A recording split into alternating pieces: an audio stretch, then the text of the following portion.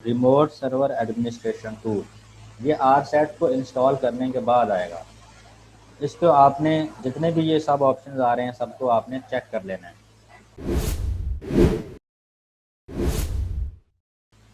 तो हमारा जो नेक्स्ट टॉपिक है वो है डेलीगेशन ऑफ एडमिनिस्ट्रेशन।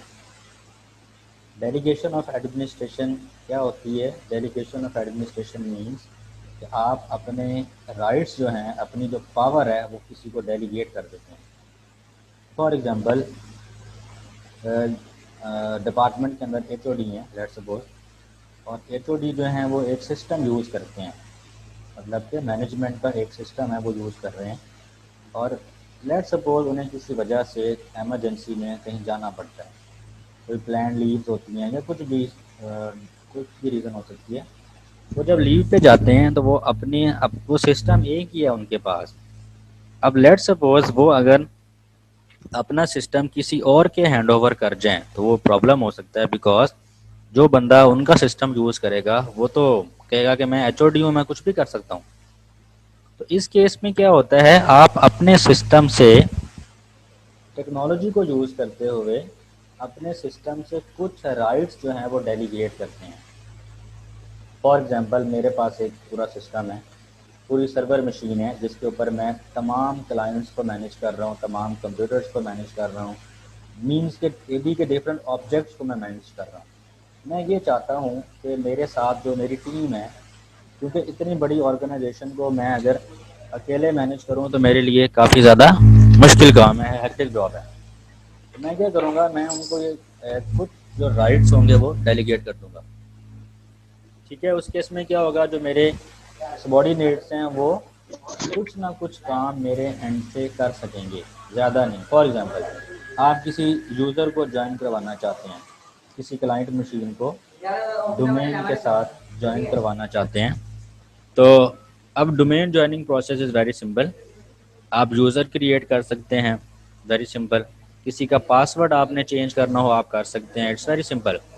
अब ये छोटे छोटे काम हैं, अगर आप ये खुद करें और आपके पास डेली बेसिस पे नंबर ऑफ रिक्वेस्ट आएँ तो आपके लिए ये काफ़ी मुश्किल हो जाएगा। तो आप क्या करते हैं, आप कुछ राइट्स जो हैं वो डेलीगेट कर देते हैं, जिससे क्या होगा, आप ये बताते हैं अपने सबॉर्डिनेट्स को कि ये कुछ काम है। फॉर एग्जांपल पासवर्ड रीसेट करना है किसी यूज़र का, किसी यूज़र के डोमेन ज्वाइन करवानी है, किसी यूज़र का अकाउंट क्रिएट करना है, तो आप किसी को राइट्स दे देते हैं।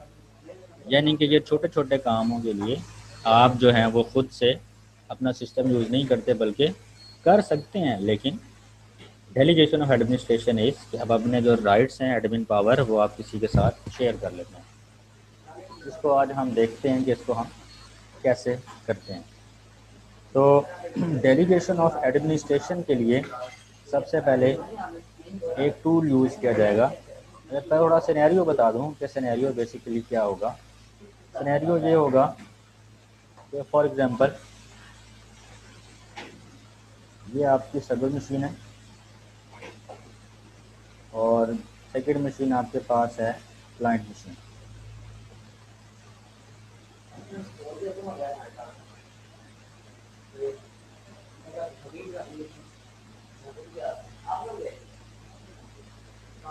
ठीक है,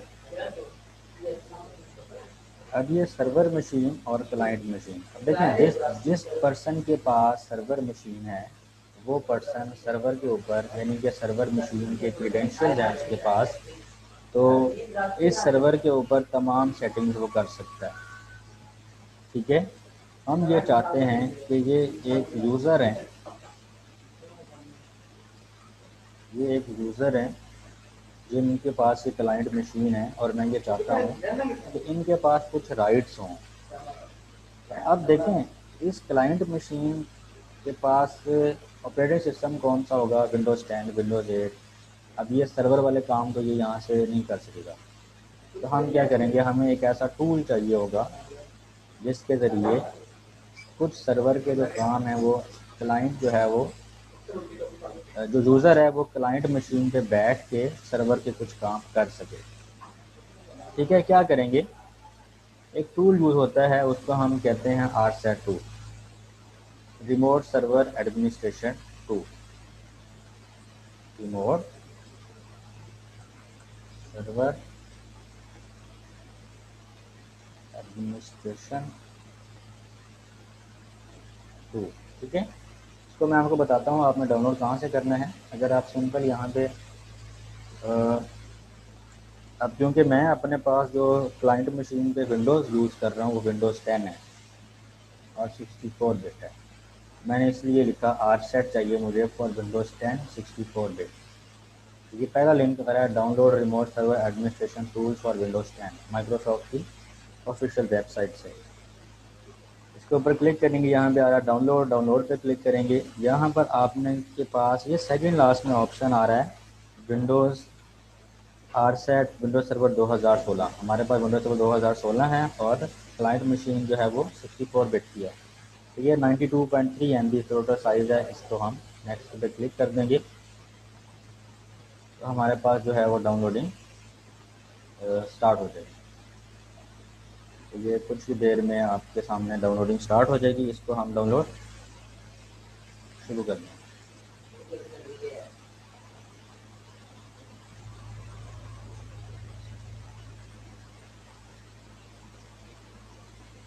ये देखेंगे ये मुझे कह रहा है कि आप डाउनलोड कर चुके हैं, तो मेरा आइडिया मुझे बता रहा है कि ऑलरेडी फाइल जो है वो डाउनलोडेड है। तो मैं फ़िलहाल क्लोज कर देता हूँ। ये कुछ जो टूल था बेसिकली आर सेट, जो कि रिमोट सर्वर एडमिनिस्ट्रेशन टूल, नाम से जाहिर है कि हम सर्वर के ऊपर नहीं बैठे हुए बल्कि किसी और मशीन पे बैठ के हम सर्वर वाले काम कर रहे हैं।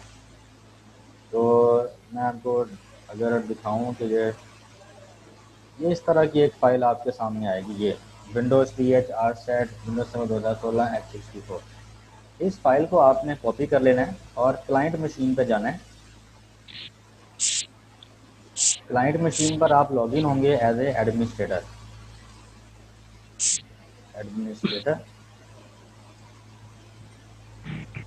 जब कुछ स्टूडेंट्स पूछेंगे कि सर हमने इसको सर्वर मशीन पे इंस्टॉल करना है या क्लाइंट मशीन पे इंस्टॉल करना है, तो बेटा कॉमन सेंस है कि हमने, क्योंकि सर्वर मशीन तो ऑलरेडी सर्वर है, वहाँ पे तो सारे काम पहले से हो रहे हैं।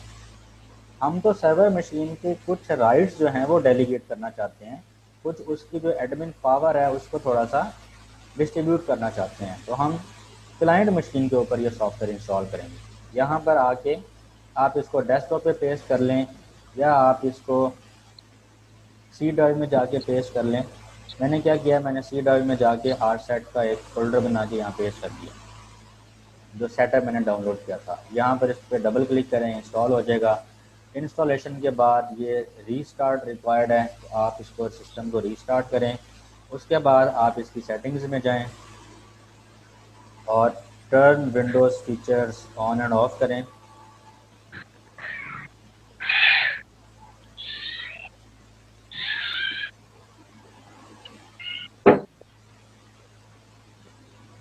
Turn Windows features on and off करेंगे तो यहाँ पे आपके सामने एक ऑप्शन आ रहा होगा remote server administration tool.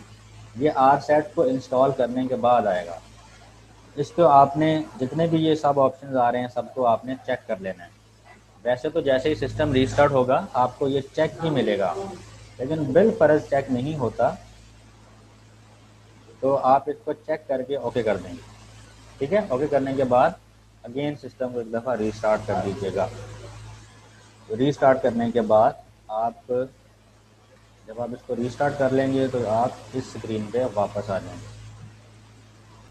Restart करने के बाद आप इस स्क्रीन पे वापस आ जाएंगे।